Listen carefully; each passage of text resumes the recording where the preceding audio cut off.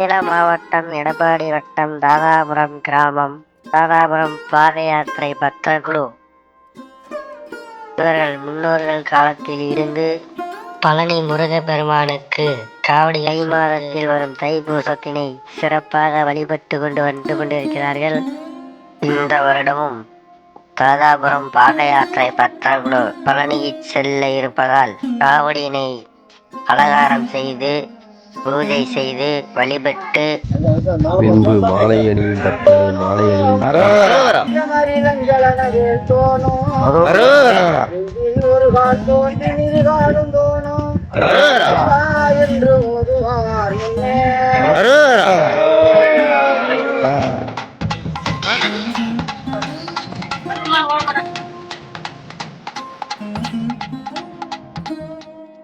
அங்கே பல பூஜை நடைபெற்றது. பல வகைகள் கொண்டு பூஜை வழிபாடு செய்யப்பட்டது.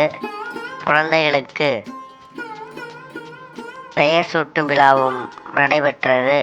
இதில் பொதுமக்கள் அனைவரும் முருக பக்தர்கள் அனைவரும் கலந்து கொண்டு பூஜையினை சிறப்பாக செய்து வழிபட்டார்கள்.